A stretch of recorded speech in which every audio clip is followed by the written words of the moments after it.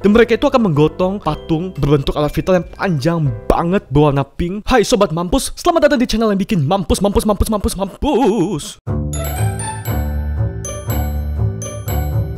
So malam ini kita nggak akan bahas tentang sesuatu yang bikin ribet, bikin ruah. Soal hidup itu udah ribet banget sumpah kan. Jadi aku nggak mau tiap hari ngebahas tentang sesuatu yang terlalu berat, oke? Jadi malam ini ya kita ringan-ringan aja, oke? Ya guys, aku udah siapin bahan tentang fakta unik yang ada di Jepang. Ya kalau kita ngomongin Jepang pasti banyak banget hal-hal yang nyangkut di kepala kita. Mulai dari anime, makanan yang lezat banget, sumpah ramen. Gue paling suka makan ramen, sumpah. Kalau kamu suka ramen nggak? Ya selain dari anime dan makanan-makanan yang lezat di Jepang itu, kita juga pasti nggak asing sama teknologi di Jepang yang wow, canggih banget. Walaupun negara mereka itu masih memegang kukuh tradisionalnya mereka di sana, tapi teknologi gila banget, canggih-canggih banget, ya nggak sih? Yuk tambah banyak babi-bu lagi, kita langsung aja bahas ke 5 fakta unik di Jepang yang bikin negara ini menjadi negara yang super kimochi. Yang pertama adalah Jepang adalah negara yang sangat siap menghadapi bencana alam di negaranya. Nah guys, seperti kita tahu, kalau misalnya kamu tinggal di Jepang, kalau kamu anak kuliah di Jepang, atau kamu punya kerabat saudara di Jepang, itu kamu pasti nggak asing banget sama gempa, tsunami. Dan ya, memang guys, kalau kamu tinggal di Jepang, itu hampir tiap hari kamu bisa ngerasain yang namanya gempa bumi dari yang kecil sampai ke menengah.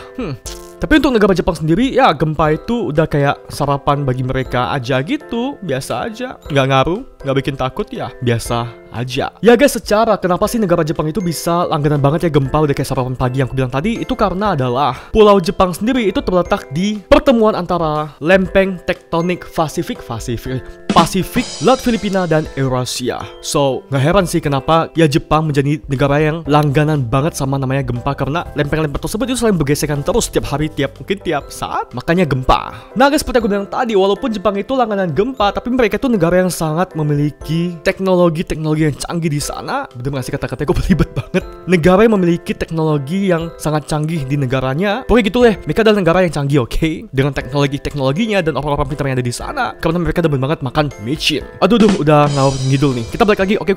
Jadi Jepang itu punya teknologi kayak dalam segi arsitektur mereka tuh punya rumah anti gempa. Wow. Ya guys, karena Jepang sadar kalau negara mereka itu langganan banget sama gempa, jadi mereka itu kayak meneliti tentang ya gimana sih cara bikin rumah atau bangunan yang tahan gempa. Dan mungkin ya guys, 90% rumah-rumah di Jepang, bangunan-bangunan di Jepang itu adalah rumah atau bangunan yang tahan gempa, yang bisa menahan gempa dari gempa berskala kecil sampai skala menengah. Tapi kalau udah gempa skala besar banget ya mungkin ya nggak bisa tahan. Ya namanya kita manusia, terima takdir aja. Tapi kalau masih bisa ya diatasi dari kecil menengah, kenapa enggak? Ya karena Tuhan memberikan kita otak dan pikiran dan nalar untuk berpikir. Mengapa kita tidak memanfaatkan semua itu walaupun itu adalah rencana Tuhan? Ya tapi nggak memungkiri sih, kan kita manusia semakin berkembang ya dari zaman ke zaman, dari tahun ke tahun. Ya mungkin suatu hari ya Jepang atau negara lain, atau kalau bisa negara kita itu bisa membuat sebuah ya bangunan rumah-rumah atau bangunan-bangunan yang arsitekturnya itu bisa mengatasi gempa yang sangat besar. Ya siapa tahu, kan manusia makin berkembang, ya nggak? Ternyata bukan cuma dalam segi bangunan atau arsitektur yang canggih banget untuk menahan atau mencegah gempa-gempa di Jepang. Ternyata anak-anak sekolah di Jepang itu dari SD, oke, itu mereka sudah diajarin bagaimana caranya untuk mengatasi atau apa yang harus mereka lakukan saat gempa itu terjadi. Misalnya nih, bisa gempa terjadi dan mereka lagi ada di dalam lift atau lagi ada di dalam kelas, apa sih harus mereka lakukan? Dan biasanya itu mereka akan menjalani simulasi tersebut saat mereka masih SD, itu udah diajarin seperti itu. Ataupun ada juga kayak misalnya kamu adalah seorang pertukaran pelajar dari negara lain, misalnya dari negara Indonesia pertukaran pelajar ke Jepang, itu kamu juga akan berikan simulasi bagaimana atau apa yang harus kamu lakukan saat gempa itu benar-benar terjadi di sekitar kamu. Ya, biasa sih mereka kalau yang aku nonton di TV ya, atau yang aku baca-baca di internet, itu biasanya mereka melakukan kayak guru-guru itu kasih tahu ke murid-murid SD-nya, nih kalau misalnya nih kalau ada gempa, mereka tuh harus kayak sembunyi gitu di kolong meja, jadi nggak boleh lari guys. Jadi kalau misalnya mereka lari itu malah kayak akan membahayakan, karena kan kita kalau lari itu kan kayak nggak seimbang gitu loh. Untuk yang pernah ngerasain gempa, aku sih belum pernah, tapi ya jangan sampai ya cuy. Untuk mereka yang pernah ngerasain gempa itu, mereka biasanya itu bakal susah untuk lari dan bahaya banget kalau misalnya kita lari ada barang-barang kayak lemari yang berat atau lampu yang berat tiba-tiba jatuh ke kepala kita, sementara kita nggak pakai helm atau pengaman di kepala kita, itu malah lebih bahaya lagi guys. Jadi mengapa di Jepang itu mereka itu memberikan simulasi kepada anak-anak di Jepang? Ya lebih bagus kalau gempa ya berdiri sembunyi di bawah kolong meja. Ya misalnya amit-amit ada lemari di kelas itu jatuh, ya kenanya cuma kena ke meja sekolah mereka doang, ketahan sama meja sekolah doang, jadi kepala mereka itu aman, oke guys. Dan mereka itu juga biasa dari SD sudah dikasih kayak, perhatikan deh, mereka itu dikasih kayak ada helm kecil gitu loh, kayak helm-helm orang kontraktor gitu loh, kan cute banget kan. Tapi ternyata itu bukan cuma helm-helm lucu-lucuan doang guys, tapi itu adalah helm yang bikin kamu kamu aman dari reruntuhan kayak lemari atau barang-barang berat saat gempa itu terjadi. Wow. Nah guys, kalau kita ngomongin gempa, pasti nggak lari jauh dari tsunami, oke? Ya mungkin kalau gempa kecil, mungkin tsunami yang datang ke darat itu nggak terlalu besar lah. Mungkin kayak ya cetek-cetek gitu, kayak kolam ditendang magma kalau lagi marah.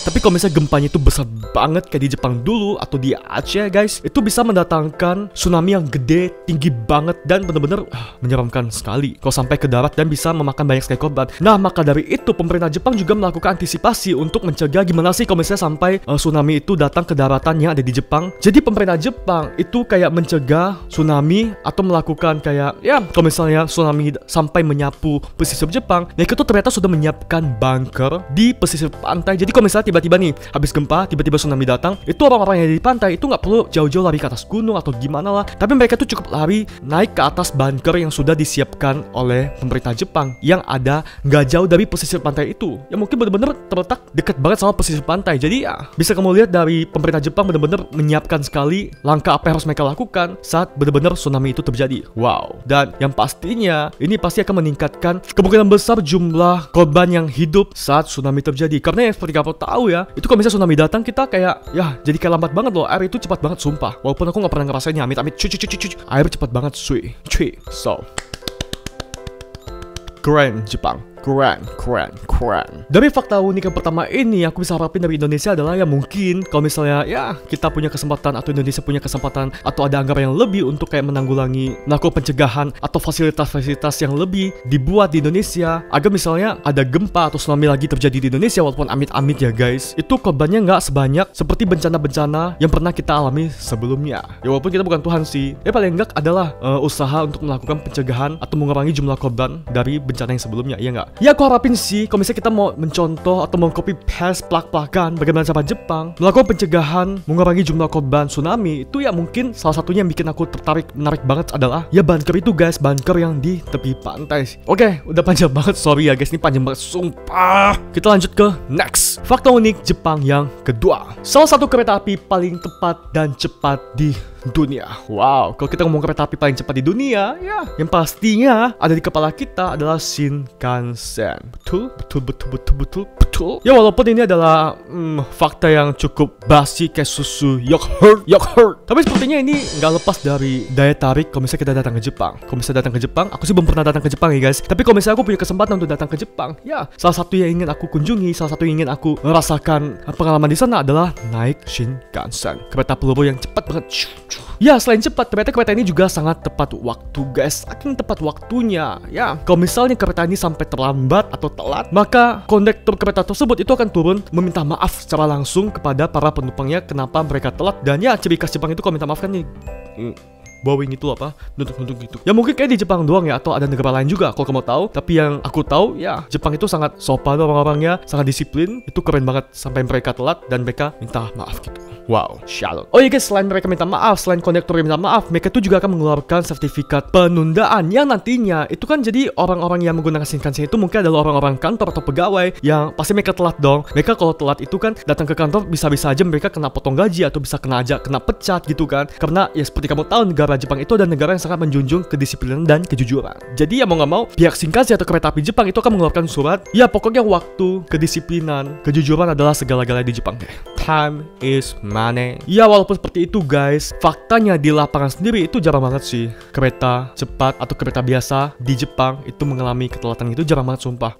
Wow. Oke, next fakta unik Jepang yang ketiga. Terdapat lebih dari 5 juta vending machines di Jepang. Wow. Nah, jadi di Jepang orang-orang itu kan disiplin banget guys. Mereka tuh nggak mau sampai telat untuk datang ke kantor ataupun untuk kayak ketemuan meeting sama orang. Jadi mereka tuh sampai biasanya itu nggak sempat untuk makan. Jadi mereka mau nggak mau ya daripada masak kan butuh waktu ya, atau mau makan di restoran atau di cafe gitu kan harus nungguin orang masak lagi yang nggak mungkin 1 menit langsung jadi gitu kan. Jadi mereka itu biasanya akan makan dengan sangat cepat dengan pergi ke vending machines atau mesin yang dalamnya itu kayak ada makanan gitu banyak banget. Kamu tinggal pencet aja ting, bisa mau bapau, mau cue, mau ayam goreng, tinggal pencet tut, masukin duit tut, dan dikeluar, pop, dan kamu makan.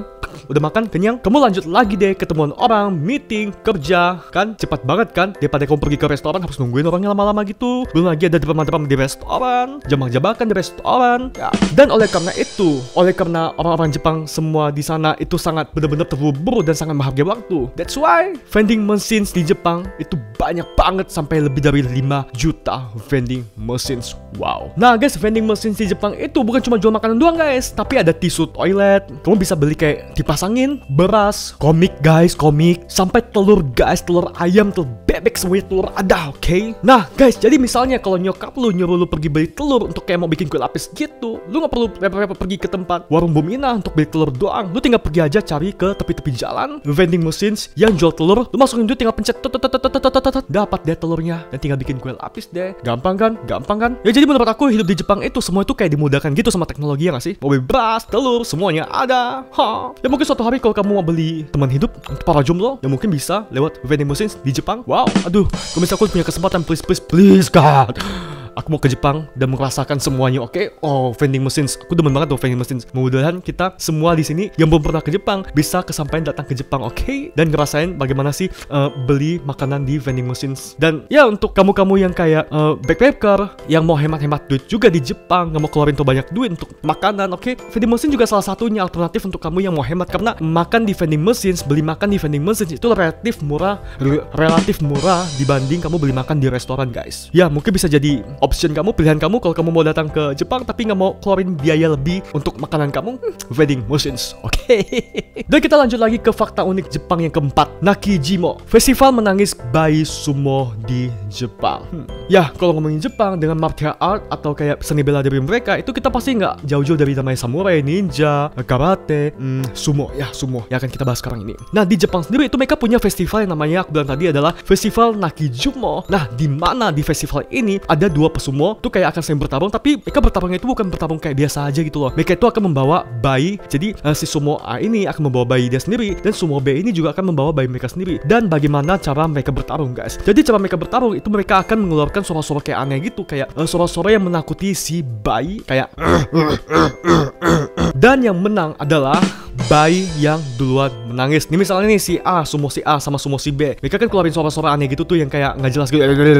Dan kalau misalnya bayi si sumo A, bayi yang dipegang sama si sumo A itu yang nangis duluan, maka sumo A yang menang. Tapi gimana kalau misalnya kedua bayi tersebut sama-sama menangis, guys? Nah, cara menentukan siapa yang menang kalau misalnya kedua bayi tersebut berbarengan nangisnya adalah bayi manakah yang nangisnya lebih kencang, maka dia akan keluar menjadi pemenang. Ya tapi menurut aku sih festival ini agak ekstrem gitu gak sih, guys? Soalnya kalau tiba-tiba amit-amit kan bayi itu kan kecil banget ya, lembek, lembut banget ya, dan semua itu kan gede banget, semua gede banget, sumpah. Itu kayak giant kan, kayak raksasa gitu kan. Kalau amit-amit misalnya, amit-amit deh cuci, tiba-tiba peleset gitu, semuanya nimpa si bayi yang lembek, lembut, apa nggak jadi kalau geprek tuh bayi? Ya tapi kita harus menghargai sih, semua negara itu kan masing-masing punya kayak tradisi atau budaya masing-masing ya. Ya misalnya kayak tradisi kita di Indonesia, mungkin juga ada negara yang menganggap kalau ya mungkin tradisinya kok aneh banget, atau negara Malaysia atau negara Singapura, ada negara lain juga menganggap kok tradisi mereka aneh banget ya. Kita harus menghormati ya, guys. Jadi ya jangan kayak ih aneh banget ya. Kan dunia ini begitu luas, guys. Banyak negara tradisi yang berbeda, bahkan guys di satu negara sendiri itu beda wilayah, itu juga beda tradisinya ya. Kemudian fakta unik Jepang yang kelima, yang terakhir. Akhirnya sampai yang terakhir. Habis ini gue mau cuci baju, guys. Lagi musim hujan. Kalau nggak cuci sekarang, besok saya nggak ada sepak. Mampus. Festival alat video. Ya, siapa di sini nggak suka video? Torpedo. Kalau makan soto Betawi pasti pesen torpedo, lembut-lembut gimana gitu, mampus. Gue belum pernah makan torpedo, sumpah. Enak banget gak ya? Ntar kalau gue datang Jakarta lagi pas makan soto Betawi, gue pengen cobain torpedo deh, sumpah enak banget pasti. Enak ya? Ada sih kayak jelly gitu. Udah, lanjut. Jadi bahas torpedo. Oke, jadi fakta unik yang kelima ini atau yang terakhir ini adalah fakta yang menurut aku menarik, yaitu festival alat video. Nah guys, untuk kamu yang demen banget sama alat video, kamu pasti demen banget datang ke festival ini pas datang ke Jepang, guys. Betul deh, sumpah. Di mana-mana alat video semua.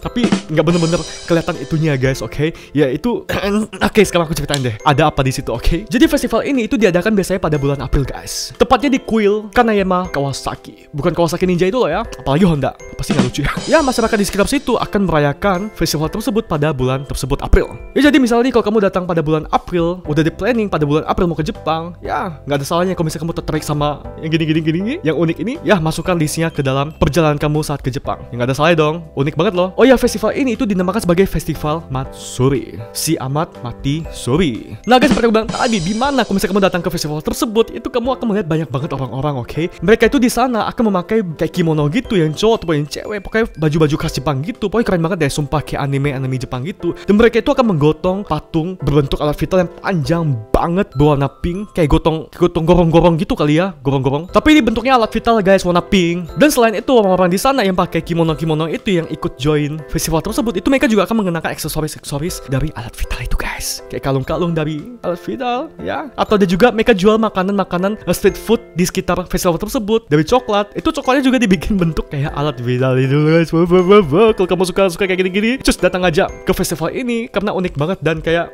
bikin kamu kayak what? Tapi kan unik banget guys, ya nggak sih? Kalau datang ke suatu tempat kayak feel-nya atau vibe-nya sama kayak negara kita, jadi kita kayak oh biasa aja. Tapi kalau kayak aneh kayak gini kan kayak wow, berkesan banget sampai kamu tua nanti, ya nggak? Bisa kamu ceritain ke cucu kamu, hey nenek waktu tua pergi ke tempat festival di negara Jepang, sorry agak pakai hidung tadi. Festival di negara Jepang, ternyata di negara Jepang itu ada kayak gini loh, yang warna pink.